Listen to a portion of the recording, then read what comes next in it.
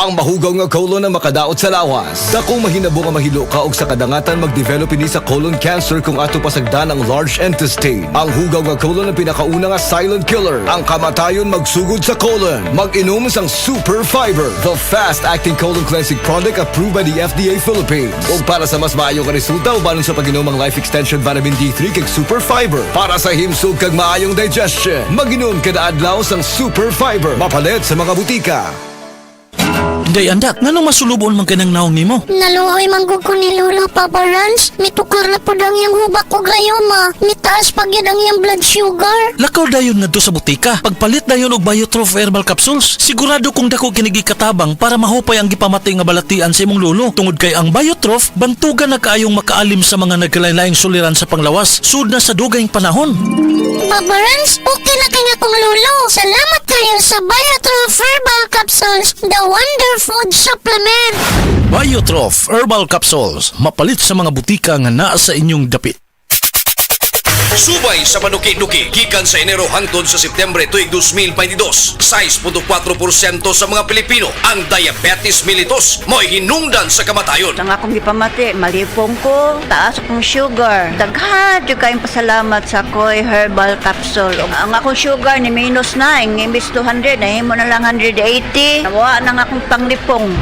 Inom kanunay sa the original Koy Herbal Capsule. Makatulo sa usa ka adlaw. Aprobado sa FDA. No approved therapeutic claims.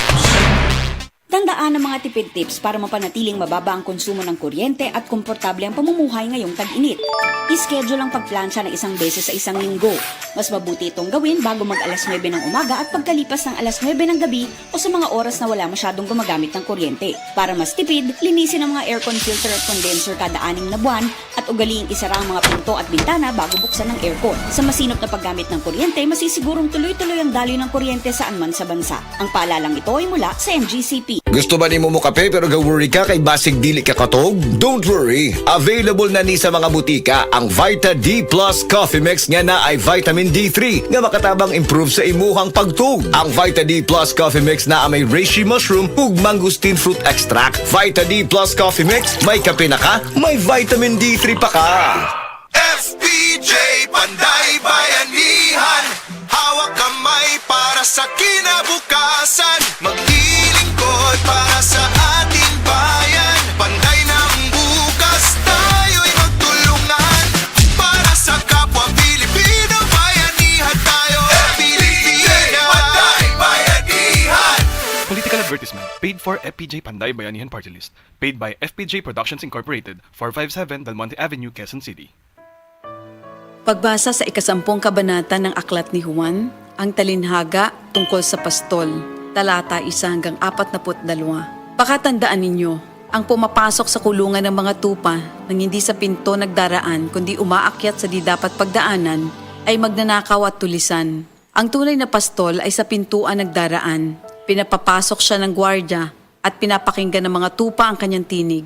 Tinatawag niya ang kanyang mga tupa sa kanilang pangalan at inilalabas sa kulungan. Kapag nailabas na, siya'y nangunguna sa kanila at sumusunod naman ang mga ito sapagkat kilala nila ang kanyang tinig. Hindi siya sumusunod sa iba kundi patakbong lumalayo sapagkat hindi nila kilala ang tinig ng iba. Sinabi ni Jesus, ang talinhagang ito, ngunit hindi nila nauunawaan ang ibig niyang sabihin. Kaya't muling sinabi ni Jesus, pakatandaan nyo, ako nga ang pintuang dinaraanan ng mga tupa. Ang mga nauna sa akin ay mga magnanakaw at mga tulisan, ngunit hindi sila pinapakinggan ng mga tupa. Ako ang pintuan. Ang sinumang pumapasok sa pamamagitan ko ay maliligtas. Papasok siya't lalabas at makakatagpo ng pastulan. Dumarating ang magnanakaw para lamang magnakaw, pumatay at manira. Naparito ako upang ang mga tupa ay magkaroon ng buhay, ng isang buhay na masagana at ganap. Ako ang mabuting pastol. Iniaalay ng mabuting pastol ang kanyang buhay para sa mga tupa. Ang bayaran ay tumatakas kapag may dumarating na asong gubat. Iniiwan niya ang mga tupa, palibas ay hindi siya pastol at hindi kanya ang mga ito. Kaya't sinusunggaban ng asong gubat ang mga ito at binubulabog. Tumatakas siya, palibas ay bayaran lamang at walang malasakit sa mga tupa. Ako nga ang mabuting pastol, kung paanong kilala ko ng Ama at siya kilala ko, gayon din naman kilala ko ang aking mga tupa at ako'y kilala nila. At iniaalay ko ang aking buhay para sa aking mga tupa. Mayroon akong iba pang mga tupa na wala pa sa kulungang ito. Kinakailangan sila'y ipasok ko rin at papakinggan naman nila ang aking tinig. Sa gayon magiging isa na lamang ang kawan at isa ang pastol. Dahil dito'y minamahal ako ng Ama sapagkat iniaalay ko ang aking buhay upang ito'y kunin kong muli. Walang makakakuha ng aking buhay kusa ko itong ibinibigay. Mayroon akong kapangyarihang ibigay ito at kuning muli. Ito ang utos na tinanggap ko sa aking Ama. Dahil sa mga pananalitang ito, hindi na naman nagkaisa ng palagay ang mga Hudyo. Marami sa kanila nagsabi, talagang sinasapian na ito ng demonyo at nababaliw. Bakit ba kayo nakikinig sa kanya? Sinabi naman ng iba, hindi nakakapagsalita ng gano'n ng isang sinasapian ng demonyo. Nakakapagpagaling ba ng bulag ang demonyo? Taglamig na noon at kasalukuyang ipinagdiriwang sa Jerusalem ang pista ng pagtatalaga ng templo. At habang naglalakad si Jesus sa templo, sa portiko ni Solomon, pinaligiran siya ng mga Hudyo at sinabi sa kanya, hanggang kailan mo ba kami ilalagay sa alanganin? Kung ikaw nga ang Kristo, sabihin mo na ng tuwiran. At sumagot si Jesus, sinabi ko na sa inyo, ngunit ayaw ninyong maniwala. Ang mga ginagawa ko sa pangalan ng aking Ama ay nagpapatotoo tungkol sa akin. Ngunit ayaw ninyong maniwala sapagkat hindi kayo kabilang sa aking mga tupa. Nakikinig sa akin ang aking mga tupa. Nakikilala ko sila. Sumusunod sila sa akin. Binibigyan ko sila ng buhay na walang hanggan. Kailan may hindi sila mapapahamak at hindi sila maaagaw sa akin ninuman. Ang aking Ama na siyang nagbigay sa kanila, sa akin, ay lalong dakila sa lahat at hindi sila maaagaw ninuman sa aking Ama. Ako at ang Ama ay iisa. Ang mga pinuno ng mga Hudyo muling dumampot ng bato upang batuhin siya. Kaya't sinabi sa kanila ni Jesus, marami akong mabubuting gawang ipinakita sa inyo mula sa Ama.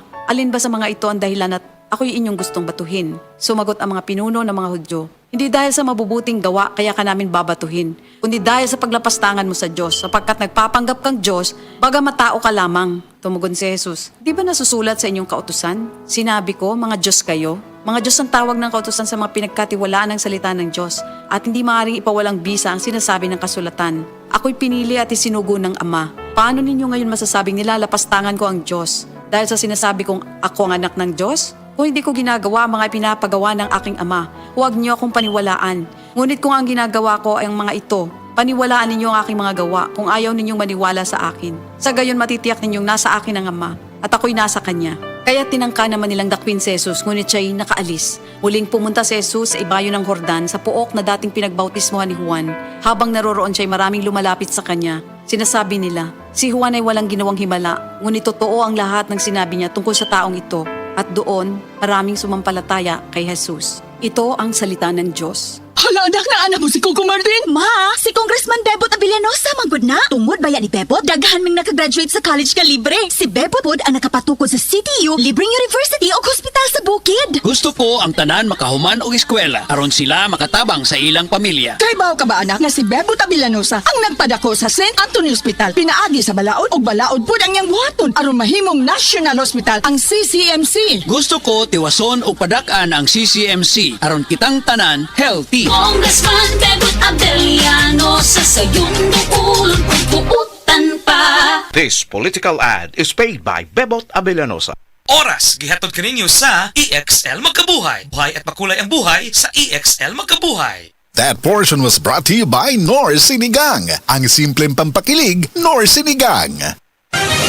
Mga kapanyawan, si Leonora Santos, diabetes. Miinom sa Sed Panyawan Coffee Mix. Ang sugar ko minsan 200 sa umaga. Something 180, nagre-range sa ganyan. Pero nito pong nagpapanyawan coffee na ako. Ang baba po, 134. Minemaintain ko po yung panyawan coffee. Hindi na po tumataas ng ganong kataas. Ako po yung si Mrs. Leonora Santos. Dito po ako sa Pasig, Metro Manila. 69 years old. Basta tatak Sed Marketing, tatak kining magaling. Pag kayo'y nabasagan, madaling remedyohan. Pagkatapos dikitan, Parang bago na naman. Pioneer Epoxy, pandikit ng kristal, kahoy at bakal, pang-repair ng radiator, Tambucho, refrigerator, martilyo, kutsilyo, tipo, araro, gero, aparador, pampatibay ng bangka, kisame, etc. Pioneer Epoxy, paborito ng bayan. Sa mga workaholic, epektibo ang atong Paragis Bila-Bila Herbal Coffee. Sama na lang ni Roland De La Cruz, nga taga Mati, Davao. Roland De La Cruz, sa Porok Isla, Barangay Central, Porok President. Anong ganahan man kay ka sa kape? Sa Bila-Bila Coffee, laskig ang imong lawas o mayo ang imong lihok. Basta laskig niya kondisyon, makalihok kag may sa trabaho. Kung di ka kainom, mura magluya na ka? Murag luya-luya. Lahi ra gyud. Tungod kay nindot gyud ang Bila-Bila Coffee. Kini ginama sa GFMQ Marketing kay sa Paragis Bila-Bila. Dili na ka mag-agwanta pa.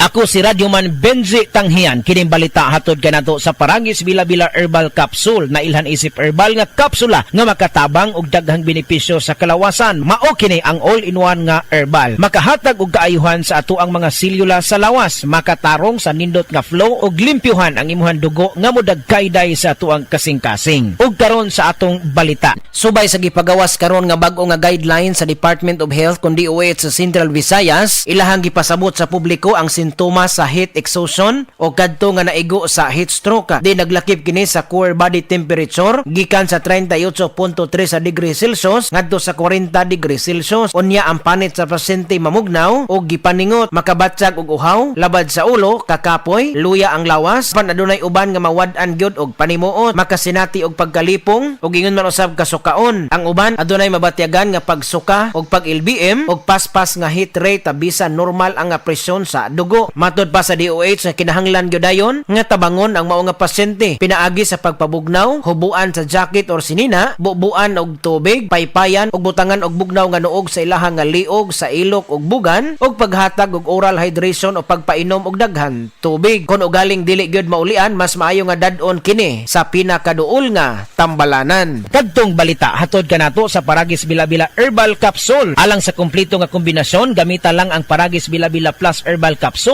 Paragis Bila-Bila Herbal Capsule na uban sa pagpangapi sa Paragis Bila-Bila Herbal Coffee ug ang pagpanghaplas sa Paragis Bila-Bila Liniment Oil. Gama sa GFMQ Marketing sa Paragis Bila-Bila, dili na ka mag-agwanta pa. Sa dugang kasayuran, tawag lang sa 0935-641-0261. Ang Paragis Bila-Bila mapalit sa Diding's Pharmacy sa Manalili Street, Cebu City, Bestway Pharmacy sa Mandawi City, Healthway Pharmacy, JV Butika sa Cebu, Mandawi, Liluan o Osmeña Boulevard. Mapalit usab sa JY Pharmacy sa 32 Osmeña Building, Osmeña Boulevard, Cebu City. Ako si Radyoman Benji Tanghian, DYHP Tatak RMN. Ako si Cecil. Diabetic ko sulod sa pipila ka tuig. Halos di na maklaro akong pananaw. Kaning blood sugar nako ni abot 180. Grabe kahanap. Abi nako mabutan ako. Alalayan ko sa ako anak basta mulakaw ko. Pero nakadungog ko bahin sa Iberry ug ako ning gisuwayan. Sa pipila ka semana nga akong pag-inom. Karon, mas maayo na akong panglantaw ug dili na ko maglisod bisan pa sa akong kondisyon. An Iberry makalit sa Mercury, Rose Pharmacy, Self-Star, Watsons o mga suping butika.